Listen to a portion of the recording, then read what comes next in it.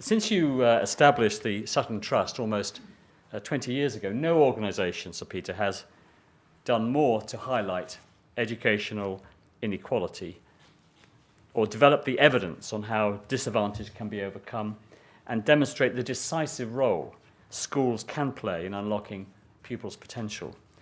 Every event you hold, every study you publish contributes to a powerful but simple argument that for too many children, the circumstances of their birth still determine the quality of education they receive and their life chances, but that this need not be inevitable. This view has not always attracted widespread support. Over 200 years ago, the Parochial Schools Bill of 1807, I'm sure you all remember it, proposed a moderate expansion of the availability of basic education by increasing state funding. It was controversial. There was no agreement that this was a legitimate role for government or a worthwhile use of resources, and the bill failed to pass. But one MP, Davies Giddy, went further than the others in opposing the very principle of broad access to education. He said, and I quote, "Giving education to the labouring classes of the poor would teach them to despise their lot in life, instead of making them good servants in agriculture and other laborious employments to which their rank in society had destined them." Well, thankfully, such offensive views are now so far outside the mainstream and rare that they would attract ridicule if repeated today, which I just did. A welcome consensus has begun to emerge that schools can and must be engines of social mobility. This commitment to extend opportunity and ensure that every child receives the best possible start in life is at the heart of the government's plan for education. It's also a moral purpose around which the teaching profession is united. A survey of teachers last year found that the single most popular motivation for joining the profession was a desire to make a difference to pupils' lives, cited by a staggering 93% of those polled. But a shared moral purpose isn't enough. It will not deliver the transformation in the life chances of the most disadvantaged children which we all hope to see. We must do more than simply share a moral purpose. Last year, 57.1% of all pupils in state-funded schools achieved 5A to C grades at GCSE, including English and maths. But just 33.1% of pupils entitled to free school meals achieved the same standard. This underperformance has a clear financial impact. Department for Education Analysis has found that pupils who achieve 5 or more good GCSEs as their highest qualification are estimated to have lifetime productivity gains worth around £100,000 compared to those who failed to reach that level. But this blighted potential also has a social cost. When we fail to ensure that disadvantaged young people reach their potential, we perpetuate their underrepresentation in the most senior ranks of our professions and public service and diminish their voice in our democracy. 2 weeks ago, the Sutton Trust published the latest in its long series of analyses looking at the proportion of senior figures educated in state and private schools. It found that 74% of our most senior judges attended private school. 71% of our top generals attended private school. And 51% of leading print journalists were educated privately. But just 7% of the population as a whole is educated privately. The disparity between the educational opportunities open to disadvantaged pupils and their peers has become entrenched and expected over generations. Addressing this unfairness so that every young person receives the preparation to fulfill their potential will take, of course, many years. But the urgency with which we have pursued the goal of social mobility since 2010 is already showing promising results. In 2011, we introduced the pupil premium, a total of around £2.5 billion this year, allocated to schools for each disadvantaged pupil that they admit. The pupil premium gives teachers the resources they need to provide additional support to those pupils and the flexibility to adopt the specific interventions likely to have the greatest impact.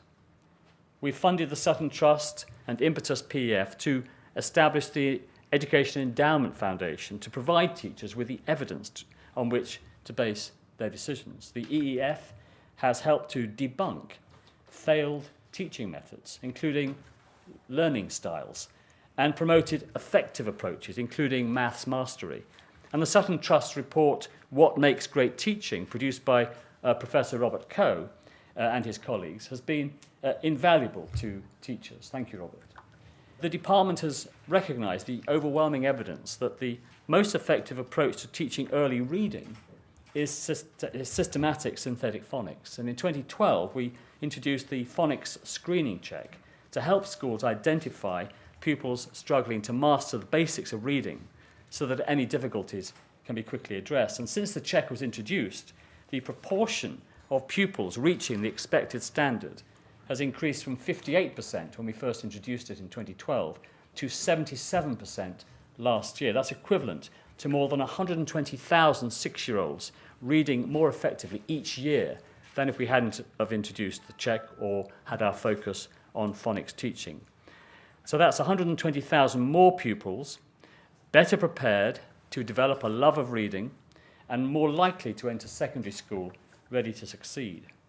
And our gap index measure shows that the gap between disadvantaged pupils and their peers has already narrowed by 7.1% at Key Stage 2 and 6.6% at Key Stage 4 since 2011. Our reforms to the primary curriculum are challenging and demanding, but the rewards are colossal. They include our focus on phonics.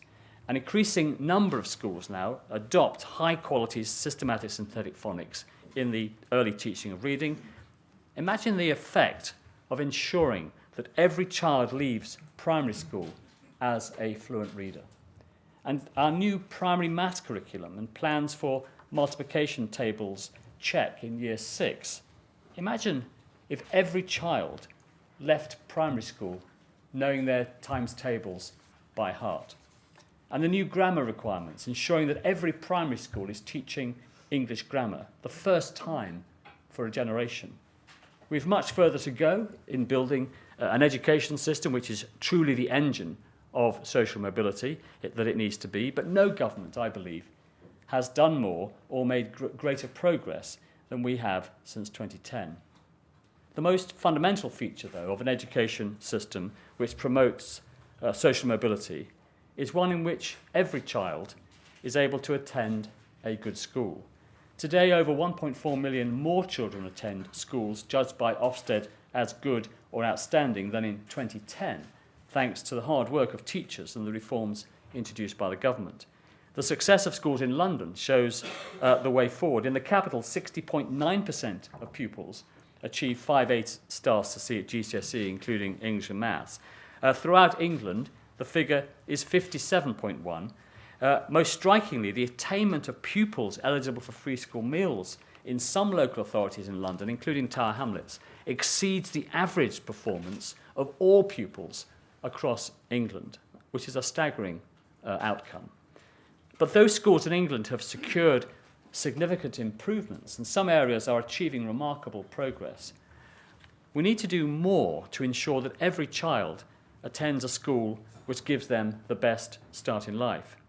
The Secretary of State has characterised this challenge as the need to secure educational excellence everywhere, so that a pupil, in whatever circumstances, wherever they live, and in any school, receives the highest possible standard of education. Last year, I challenged the leaders of one local authority in the Northwest to address the entrenched underperformance in their secondary schools. Last year, 37.4% of pupils in Knowsley, for that is the authority I'm referring to, achieved 5 A star to C at GCSEs, including English and Maths. This was 19.7 percentage points lower than the national average. The figure was even lower for pupils eligible for free school meals at 20.5%, 12.6 percentage points lower than the national average. In response, the leader of the council wrote a public letter to me. He described my intervention as distasteful and opportunistic. and suggested that I should be reassured by the increase in their local authorities' GCSE results that year that went from 35.4% to 37.4%, still 19.7 percentage points below the national average. This council leader's excuses for the underperformance of schools in his area represent an unacceptable complacency which prioritises maintaining a comfortable status quo for adults over protecting the life chances of children. The Education and Adoption Bill, shortly to receive royal assent, will give the department new powers to address failing and coasting schools. Failing schools, those judged by Ofsted to be inadequate, will automatically become academies so that they can benefit from the expertise and support of a strong sponsor. Schools identified as coasting will be assessed by the relevant regional schools commissioner. Those with a credible plan to improve will be helped to do so. Those with greater challenges will be eligible for interventions so that they become a sponsored academy. And the Free Schools programme, including studio schools and university technical colleges, which has created 380 new schools and 190,000 new places since it was established in 2010, will continue to bring fresh ideas and new approaches into areas in need of additional high-quality school places. We'll deliver our manifesto commitment to open at least 500 of these new schools over this Parliament so that more communities can benefit from the excellent standard of education now offered by free schools such as Michaela Community School in Brent or Dixon's Trinity Academy in Bradford. These structural changes, through additional powers for regional schools commissioners and new free schools opening in response to demand, will contribute to higher standards for all pupils, I believe, and especially the most disadvantaged.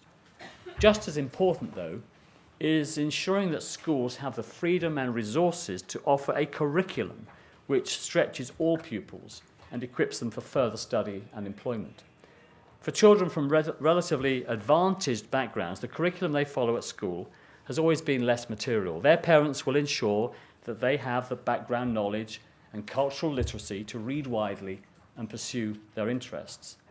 Disadvantaged children, though, perhaps without the benefit of educated parents at home, are more likely to rely on the school curriculum to provide the intellectual foundation they need to grow into confident, articulate young adults able to advance to an apprenticeship, university or a rewarding career. As literary critic and education expert E.D. Hirsch has powerfully argued, and cognitive psychologists such as Daniel Willingham have proved, a vague, skills-based curriculum, light on knowledge but heavy on fads and wishful thinking, provides scant hope to disadvantaged children hoping to build a brighter future. The new national curriculum, introduced in September 2014, has carefully sequenced knowledge at its heart, and the new GCSEs and A-levels, the first of which began to be taught in September 2015, set higher expectations and reflect the advice of leading subject experts. Ensuring that individual subject curriculums are appropriately designed would, in isolation, be insufficient.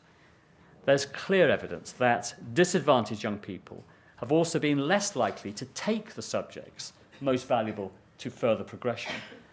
Some schools simply didn't expect disadvantaged pupils, even when highly able, to study the most academic subjects. Without these subjects, university and many careers